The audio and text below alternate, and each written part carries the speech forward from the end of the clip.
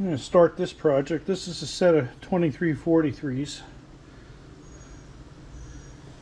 Well beat up shells, but mechanically, at least the power unit is all there, all the horn parts, so it should be easy that way. But when you get something like this, it's a total tear down and priming and repaint. So I'm going to make these. I grew up on Long Island, so I'm going to make a set of Long Island Railroad F3s, and I'll pull up a picture and show you what I'm aiming for at the very end.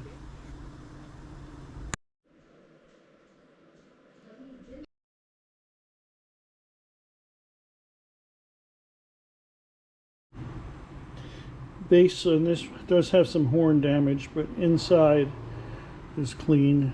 Screw is broken off, so I got to retap that. So it's going to be a project. All right, here's the power unit repainted black.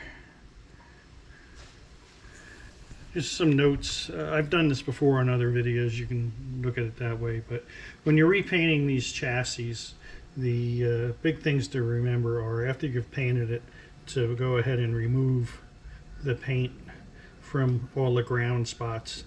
And those ground spots being by the light bulb, where the motor connects to the frame, under the battery insulator, under the horn insulator, and where the E unit attaches to the frame of the body. And then it's just a matter of reassembly and go from there. I was lucky again, I didn't have to do any parts. Got a horn that works, and I'll go ahead and turn on the E unit.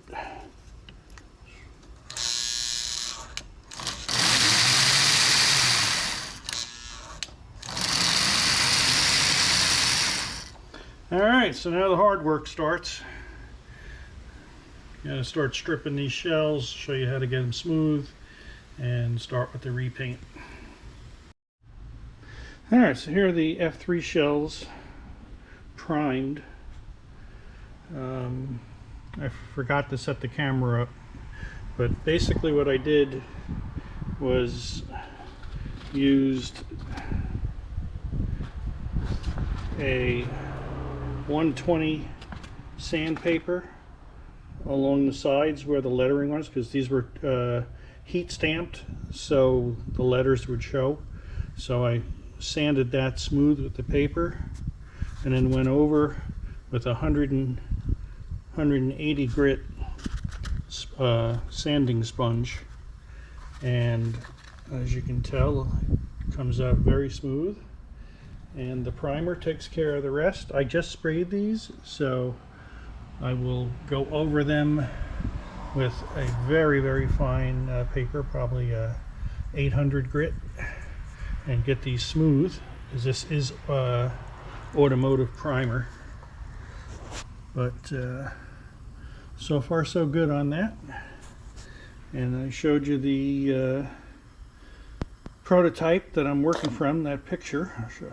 And so we're going to go with a navy blue with Long Island lettering.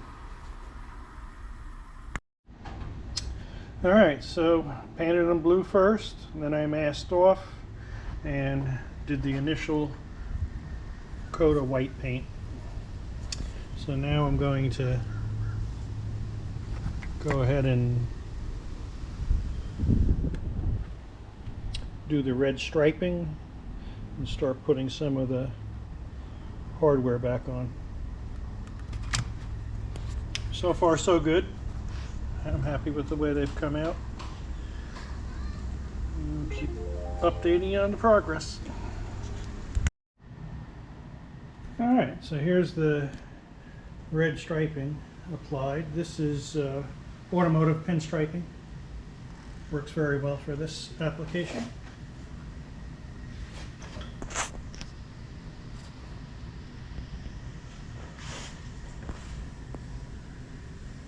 So next, I'm going to put the shell hardware back on, and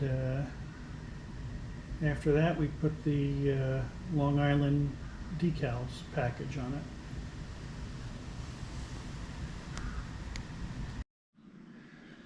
Alright guys, here's the finished product. Again, these started off as 2343s. Shells were destroyed. Repainted for the prototype Long Island F3s. Long Island never had F3s. They did have an Alco version. That was what was in the picture that you saw earlier. So I went with the blue, white, and red striped design and made this set. The front emblem is Dashing Dan. He was one of their logos. Then we had the Metro logo for the trains headed to New York, and then the Long Island moniker at the back.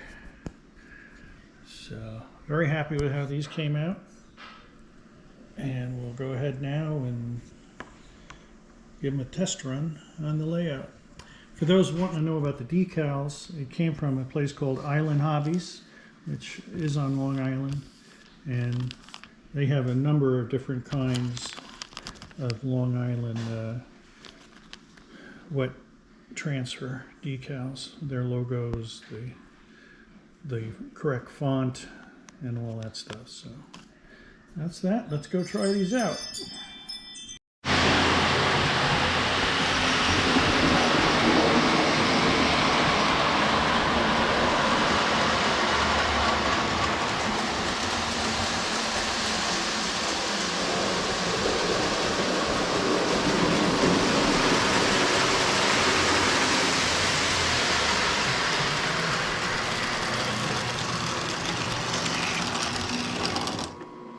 Alright, so run pretty good. Nice maiden test.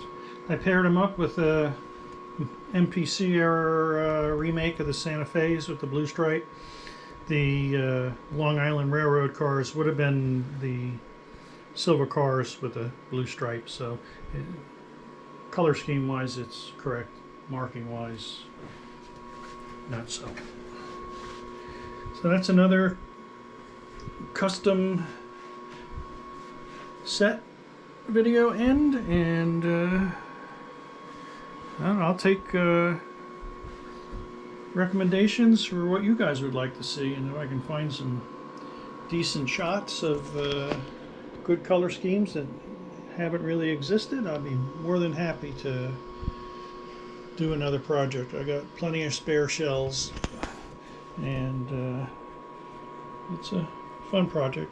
I guess from start to end it takes about 2 weeks letting paint dry and all, but thanks for your interest. Have a good day.